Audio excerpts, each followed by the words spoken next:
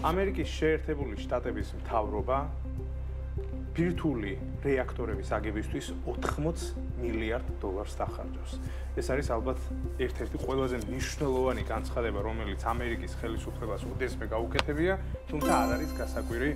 არსებული რეალობის და არსებული ხელისუფლების გათვალისწინებით. იმ ფონზე, როცა დონალდ ტრამპი მაქსიმალურად ცდილობს, რომ ახლოს იყოლიოს მსოფლიო ტექნოლოგიური გიგანტები, ამერიკული გიგანტები და მათ ხელი შეუწყოს ყველანაირად, რომ ჩინეთთან კონკურენციაში იყვნენ უპირატეს პოზიციაში, ასეთი გადაწყვეტილების მიღება, რომ 80 მილიარდი პირდაპირ ჩაიდება ფაქტობრივად ბირთვული რეაქტორების აგებაში,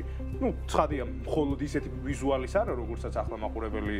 ეკრანზე ხედავს, ასევე საუბარია მცირე მოდულარული მცირე ზომის რეაქტორები. ასეთ რეაქტორებზეც, თუმცა ეს გადაწყვეტილება არის ძალიან მნიშვნელოვანი და თავიდან ბოლომდე გათვლა სწორედ ამაზეა. ამერიკას ელექტროენერგიის გასაჭირი ნამდვილად არ აქვს. მომხმარებლებს გულისხმობს ხათია, თუმცა გასაჭირი აქვთ ყველაზე მეტად და უახლოვდება ამ ნიშნულს პიკურ ვითარებას თვითონ ტექნოლოგიური კომპანიების არსებული რეალობა, განსაკუთრებით ისინი, რომლებიც დატა ცენტრებზე არიან მნიშვნელოვანი დამოკიდებულები. ჩვენ ვიცით, რამხელა ელექტროენერგიის მოხმარება სჭირდება და რამდენჯერაც გვისაუბრია, შეგვიდარებია კიდევაც, რომ ერთი წლის მაგალითად მილიონი ადამიანის, მილიონი ოჯახის მომხმარების ელექტროენერგიას მოიხმარს რომელიღაც კონკრეტული დატა ცენტრი იქნება ეს Amazon-ის თუ რომელიღაც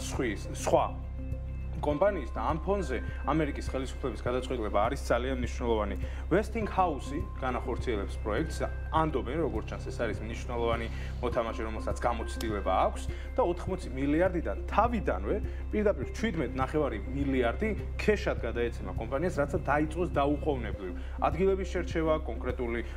ყველაზე ლოგიკურად ალბათ კი და ყველაზე ლოგიკურად ალბათ იმ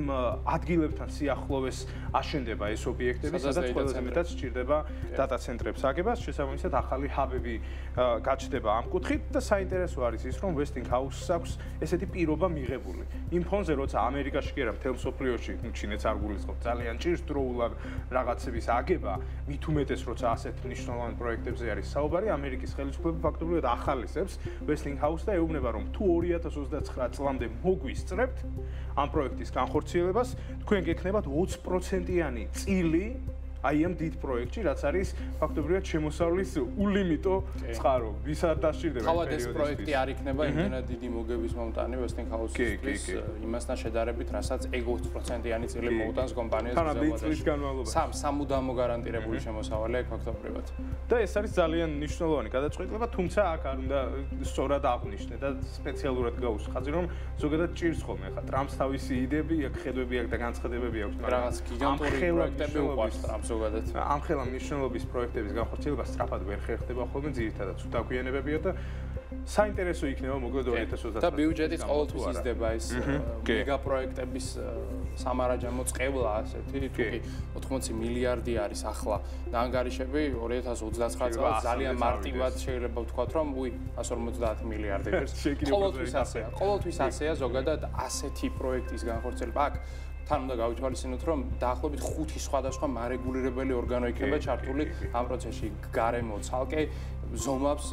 ასე ვთქვათ, პოტენციურ ზიანს, ელექტროენერგიის სისტემა ცალკე ითვლის, რამდენად რენტაბელურია ეს პროცესი, ასევე კულტურის, ასე ვთქვათ,